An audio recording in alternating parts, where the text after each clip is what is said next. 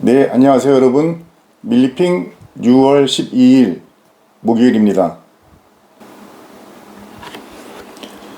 네, 오늘 대부분 언론들은 일면 또는 매우 중요한 뉴스로 우리 군이 작년 6월부터 실시했던 대북 확성기 방송을 중단했다. 그리고 이러한 방송 중단은 이재명 대통령의 지시에 따라 이루어졌다. 는 내용을 어제 합참이 발표를 했고요. 그래서 그 내용을 전 매체가 보도를 했고 오늘 아침까지 이어지고 있습니다. 우리가 그렇게 선제적으로 대북 방송, 확성기 방송을 중단한 것은 저는 개인적으로 매우 잘된 처사라고 생각합니다. 왜냐하면 작년 11월 이 마지막으로 북한이 우리한테 보내던 오물풍선을 더 이상 보내지 않고 있거든요. 이런 그 확성기 방송의 그 시작을 따져 올라가면 민간 단체에서 먼저 북쪽으로 전단을 보냈고 그 전단에 대응해서 북한은 우리에게 오물풍선, 일종 오물풍선 테러를 했죠. 그래서 이제 그것 때문에 대응하기 위해서 대북 확성기 방송을 했는데 우리가 대북 확성기 방송을 하니까 북한은 어떻게 했습니까? 북한도 우리 대남 방송을 하는데 정상적인 음악이나 이런 사람 목소리가 아니라 사람을 굉장히 신경질적으로 자극하는 괴성, 이런 자극스러운 소리를 내보내서 실제 경기도 김포 강화에 있는 주민들이 굉장히 큰 고통을 받았죠. 이런 것에 대해서 적시적인 조치가 이루어졌어야 됐는데 작년 12월 3일 비상계엄 이후로 우리 군이 이런 것들을 스스로 정리하기에는 여러 가지 안팎 사정이 안 좋아서 검토하지 못했는데요.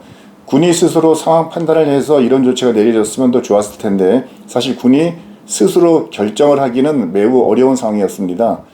이재명 대통령이 물론 공약으로 이러한 부분을 제시하기도 했지만 방송을 중단한 것은 매우 적절한 처사였다고 생각을 하고 이재명 대통령이 대북 확성기 방송을 중단하겠다는 것은 공약상으로 미리 선언했던 것이죠. 공약을 이행한다는 차원에서 어제 오후 1시부로 전 전선에서 대북 확성기 방송이 중단이 되었는데요. 마침 오늘 아침 그 합참의 발표를 보니까 북한도 어제 야간 이후로는 방송을 하지 않고 있다고 합니다. 물론 남북 간의 이런 조치들이 긴장을 완화하는데 어느 정도 도움이 될지는 이렇게 일회성적인 모습이 아니라 앞으로도 장기간 진행 과정을 봐야 되겠지만 일단 확성기 방송 때문에 굉장히 생활에 이역을 받던, 생활에 고통을 겪던 경기도 북부 지역의 주민들, 어린아이들은 일단 그런 고통으로부터 벗어날 수 있게 됐다는 측면에서 매우 다행스럽게 생각합니다. 그러나 확성기 방송을 중단했다고 해서 우리가 북한에 대한 경계태세, 북한에 대한 감시 경계태세 또는 북한이 어떤 도발을 했을 때 즉각적으로 대응할 수 있는 태세 자체가 중지되는 것은 아니기 때문에 앞으로도 군이 계속 이런 북한에 대한 군사 대비 태세는 철저하게 유지해 주실 것으로 믿습니다. 그리고 어제는 또 매우 안타까운 그 전투기 사고가 있었죠. 공군이 레드 플래그 훈련으로 보통 1년에 한 번 정도씩 알래스카에 가서 연합 그 훈련을 하는데요. 우리 대한민국에서도 KF-16 전투기가 그 연합 연습에 참여하고 있습니다. 얼마 전인가요? 그 KF-16 전투기가 훈련을 출발한다는 그런 기사를 본 적이 있고 당시 조종사들이 약 9시간 정도인가요? 그 KF-16 조종석에 앉아서 사실 민항기보다도 어떻게 보면 더 열악한 환경이잖아요. 근데 9시간 동안 움직일 수도 없고 그냥 가만히 앉아서 조종을 한다는 게 굉장히 어려운 그 상황인데요. 그런 그 어려운 상황을 겪고 무사히 알래스카에 도착했다는 그런 소식을 듣고 공군이 참 대단하구나. 조종사를 포함해서 정비 요원들, 여러 요원들이 굉장히 노력을 해서 이번 훈련도 큰 성과를 거뒀으면 좋겠다라고 생각을 했는데 어제 갑자기 그 KF-16 전투기가 알래스카 그 공군 기지에서 이륙하는 과정에 아직까지는 원인을 알 수 없지만 화재 또는 이상 현상이 발생해서 조종사가 탈출했다는 그런 뉴스였습니다. 무엇보다 다행인 것은 이 KF-16 전투기는 그 조종사가 2명이 탑승하고 있는데 일부 가벼운 화상은 있지만 생명의 지장이라거나 어느 심각한 부상은 입지 않았다고 합니다. 일단 군인이 조종사들이 다치지 않았다는 것만으로 매우 다행스럽게 생각이 되고요. 물론 그 KF-16 전투기는 언론에 보도된 사진의 모습으로 볼 때는 약간 불에 탄 그런 모습들이 있어서 과연 저 전투기가 정상적으로 다시 기능을 할 수 있을지에 대해서는 약간 의문이 들긴 합니다만 인명피해가 없다는 측면에서 일단 다행이라고 생각하고 지금부터 중요한 것은 왜 그런 사고가 발생했는지를 빨리 파악해서 다시는 그런 일이 벌어지지 않도록 그런 사고가 재발하지 않도록 하는 게 매우 중요하겠습니다. 현재 우리나라 군에서 공군의 KF-16 전투기는 매우 많은 그 전투기를 운영하고 있고 공군 전투력에 상당히 중요한 역할을 수행하고 있죠. 어떤 그 분야에서 많은 조종사들이 그 비행기를 타고 공중 작전을 수행하고 있고요. 다른 조종사들에게 다른 공군 부대에도 영향이 미치지 않도록 왜 이런 일이 발생했는지 공군 차원에서 신속히 사고 원인을 조사해야 된다고 봅니다. 공군이 최근 포천 지역 오폭 또는 뭐 여러 가지 이런 많은 일들로 인해서 언론에 자주 보도가 되고 어떻게 보면 사기가 떨어질 수 있는 그런 상황이 되는데요. 사고가 발생했다는 것보다 사고 이후에 어떻게 대처하느냐가 더 중요할 수 있기 때문에 빠른 시간 내에 원인을 파악해서 다시 멋있는 공군, 가장 높은 힘 공군으로 우뚝 서기를 기대합니다. 얼마 전 그 경상북도에 있는 한 부대에서 신병을 인솔하러 갔던 부사관 또는 그 훈련병이 소총을 물론 신병이 가지고 있어야 할 소총인데 그 신병이 어쨌건 그 소총을 뭐 분실했다 이런 식의 이제 보도가 나와서 어떻게 그런 일이 있을 수 있냐라는 얘기들이 많이 나왔었죠. 오늘 그 조선일보 사설에서도 렌터카에서 발견된 소총 말이 안 나온다라고 해서 이번 상황이 너무 상상할 수 없는 어처구니 없는 사고였음을 이야기하고 있는데요. 물론 이런 부분에 대해서 군은 당연히 이제 비난받아야 되고 뭐 비난으로서 끝나는 것이 아니라 왜 이런 일이 발생했는지에 대한 원인을 철저히 파악하는 게 중요하겠죠. 근데 일단 그 처음에 저는 개인적으로 그 훈련병이 아니 총은 자기의 목숨과 같은 것인데 어떻게 총을 그냥 두고 갔을까, 차에 두고 갔을까라고 해서 그 훈련병에 대해서 약간 좀 교육이 잘못된 것 아니야? 라는 시각으로 생각을 했는데 어제 조금 더 내용을 알아보니 실제 훈련병은 그 총을 자기가 이제 받은 게 아니더라고요. 인솔하러 갔던 간부가 그 인솔하러 가면서 그 나중에 번거로움을 줄이기 위해서 본인이 먼저 그 본부대에 가서 총기를 받아서 총기를 먼저 받은 다음에 그 총기를 차량에다가 트렁크에다가 보관해 놓고 가서 이제 그 훈련병을 태워서 온 겁니다. 그러니까 훈련병 같은 경우는 자기 총을 사실 본 적도 없고 만져본 적도 없기 때문에 자기가 총을 잃어버렸는지 분실했는지 차에 두고 왔는지도 알 수가 없는 상황이었죠. 가장 여기서 주목하게 되는 것은 인솔하러 갔던 부사관, 군악대에서 근무하는 하사라고 하는데요. 부대 차량으로 갔으면 설령 두고 내렸을지라도 언젠가는 찾더라도 어차피 부대 안에 있는 건 문제가 없는데 민간 업체에서 운영하는 그런 렌터카 종류의 차량을 이용했다고 합니다.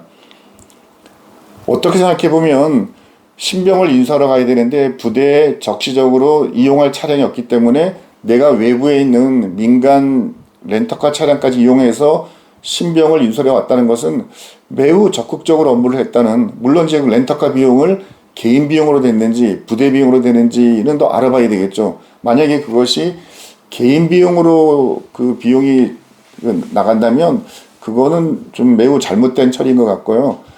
부대에서 그나마 그런 비용을 지불해 준다는 전제하에 렌터카를 이용했다고 치면 그 렌터카 이용이 과연 앞으로도 유사 부대 업무할 때도 저런 식으로 렌터카를 이용하는 게 바람직한가라는 측면은 다시 한번 짚고 넘어가야 될 것 같습니다.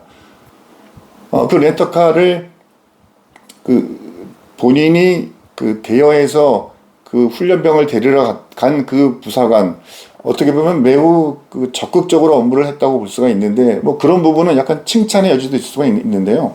근데 이제 아쉬운 것은 트렁크에 소총을 둔 채로 그냥 3일 동안 그것을 기억하지 못했다는 것. 보통 그런 것은 잠자려 누웠을 때도 문득문득 생각날 가능성이 있는 거거든요. 근데 3일 동안 그것을 깜빡 잊었다는 거는 이건 너무 좀 아쉬운 것이고 아니 왜 그런 생각을 한 번도 못했을까라는 아쉬움이 너무 큽니다. 먼저 스스로 그것을 알고 그 렌터카 업체에서 경찰에 신고하기 전에 먼저 이 그 간부가 찾으러 갔더라면 어쩌면 이렇게 크게 문제가 불거지지 않고 마무리가 될 수 있었을 텐데요. 그리고 부대에서 보통 뭐 인원, 총기, 탄약 이런 것들은 늘 수시로 파악하지 않습니까? 이상 유무를. 적어도 부대에서는 주간 근무에서 야간 근무로 전환할 때, 그 야간 당직 근무로 전환할 때, 야간 당직 근무에서 주간 근무로 전환할 때 보통 총기, 탄약, 인원 이상 유무를 늘 보고하도록 되어 있는데 해당 부대에서는 신병이 한 명 더 왔는데 한 명 더 왔으면 당연히 총기를 가져왔을 거 아니야? 그럼 그 총기가 어디에 있지라고 챙겼어야 되는데 아마 뭐 그 부대도 나름대로는 여러 가지로 바쁜 상황이 있어서 그런 것들을 확인하지 못했겠죠. 군대가 어떤 상황에서도 가장 기본적이고 기초적인 부분에 집중해야 되고 그런 부분에 대해서는 관심을 더 가져야 된다는 그런 교훈을 주는 것 같습니다. 이번 사태로 인해서 또 군이 여러 가지로 국민들로부터 염려를 받고 오히려 군이 왜 이러지라는 의심을 받을 수도 있는데요. 이 시점에서 할 수 있는 일은 빨리 시스템을 점검해서 이런 일이 다시 재발되지 않도록 하는 것입니다. BTS라고 하면 우리가 알죠. 한때 BTS가 군대 가는 문제에 대해서 올림픽이나 또 월드컵에 가서 메달 딴 거 이상의 역할을 하고 있기 때문에 이들의 군생활을 면제해줘야 된다라는 이야기도 한동안 많이 있었는데 어쨌건 여러 가지 논란이 있었지만 BTS 멤버들은 전원 군 입대를 했습니다. 그 입대한 인원들 중에서 6명이 이제 어제부로 다 전역을 했고 나머지 1명만 그 군복무를 하고 있는데 그 요원도 공익근무요원으로 복무하고 있는데 뭐 6월 중으로 전역한다고 하죠. 7명 전원이 군복무를 훌륭하게 마친 겁니다. 아마 군대를 갔다 오지 않은 BTS보다는 군대를 다녀온 BTS가 더 국민들로부터 존경받고 또는 국민들로부터 응원받고 사랑받을 것으로 생각합니다. 어제 그 BTS 사옥, 그러니까 하이브 사옥이죠. 용산에 있는 그 사옥 앞에 굉장히 많은 사람들이 모여서 그 BTS 인원들의 전역을 축하하는 그런 모임이었는데요. 이 사진을 보면서 제가 느꼈던 것은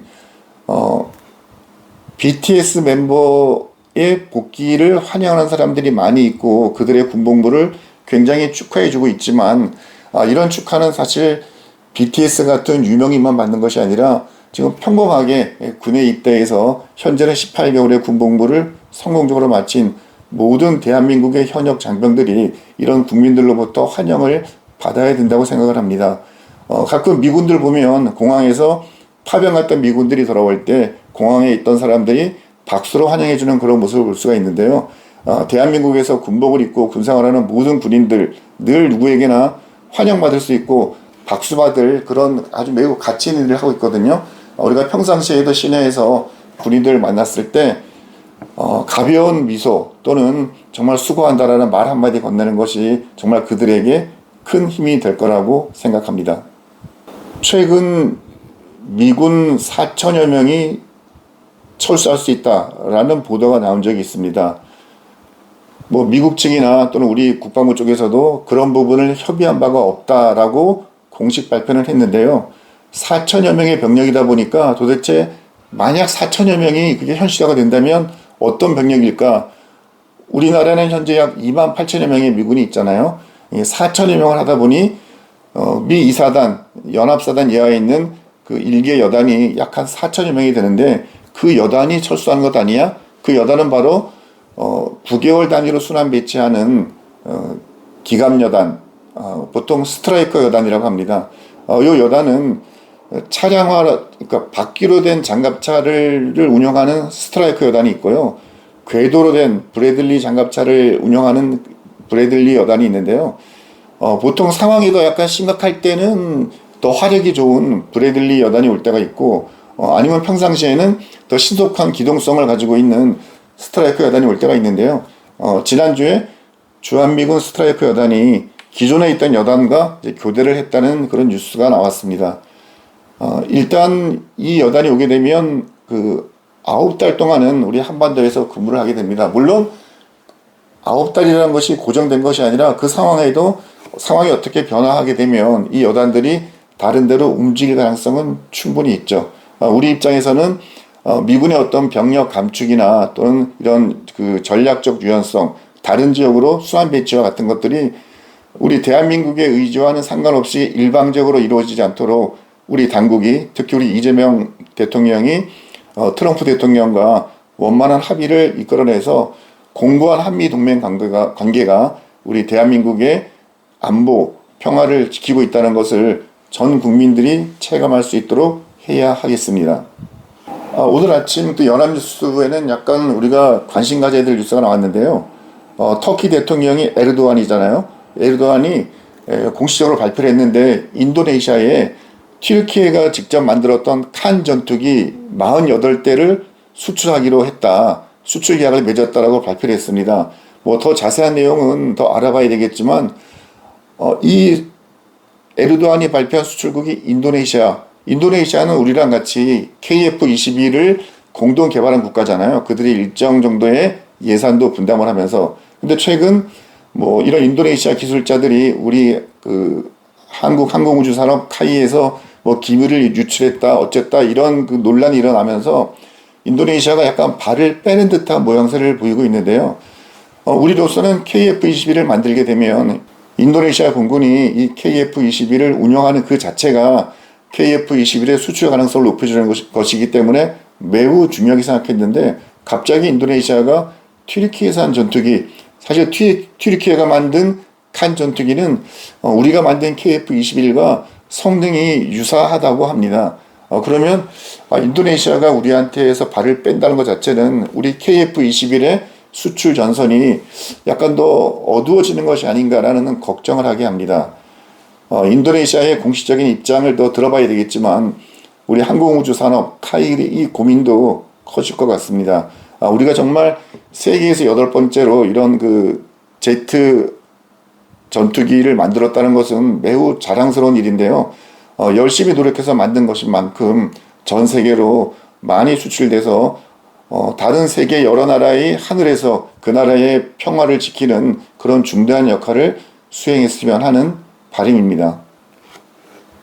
오늘 아침 그 증시 상황, 특히 이 방산기업들의 주가 상황인데요.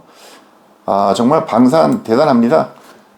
아까 9시 30분 정도만 해도 일부 종목은 그 파란색으로 이렇게 하락하는 그런 조짐을 보였는데 지금 현재 시간 10시 10분 보니까 전부 빨간색으로 바뀌었네요.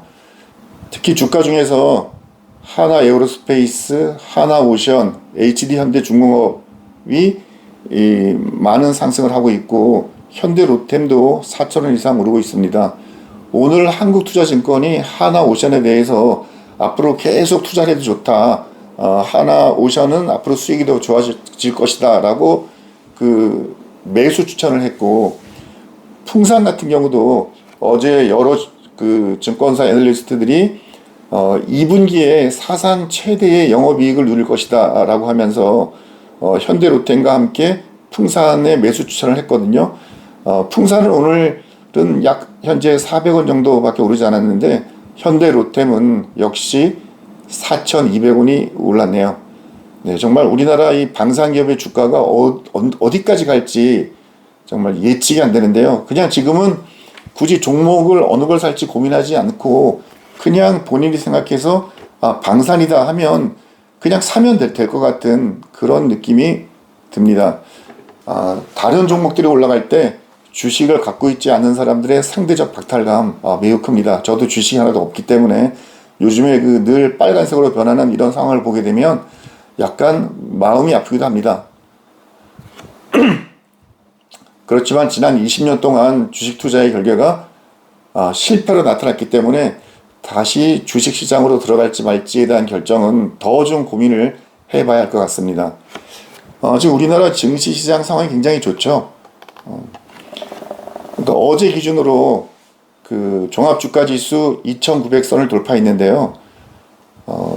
우리가 2,900선에 도달한 것은 굉장히 오랜만입니다. 3년 5개월 만에 2,900선에 도달을 했고, 어쩌면 조만간에 그 3,000선은 돌파하고, 이재명 대통령은 5,000선까지 이야기를 했잖아요. 대통령이 증시에 대해서 굉장히 강력한 메시지를 내놓고, 또 어제는 증권거래소를 직접 방문해서 여러 가지 제도적인 불합리한 것들을 개선하겠다라고 언급했기 때문에, 정치적인 불확실성의 해소와 함께 증시 시장에 대한 전망도 매우 좋아졌기 때문에 지금 며칠째 계속 주가가 오르고 있는 것으로 보입니다. 6월 2일부터 시작해서 지금 어제 11일까지, 근데 오늘도 오르고 있기 때문에 결국 7일 동안 연속적으로 오르고 있습니다. 6월 2일 2698포인트였는데 지금 오늘은 현재 얼마인가요? 2924. 네, 3000선이 멀지 않았습니다. 주가 지수가 높이 올라가는 것은 뭔가 우리의 그 경제 상태가 좋아진다는 그런 느낌을 갖도록 하기 때문에 이런 주가의 상승이 모든 국민들에게 골고루 혜택이 나눠지는 그런 계기가 되었으면 합니다. 네, 밀리핑 6월 12일 오늘은 여기서 마치겠습니다. 여러분 오늘도 화이팅입니다.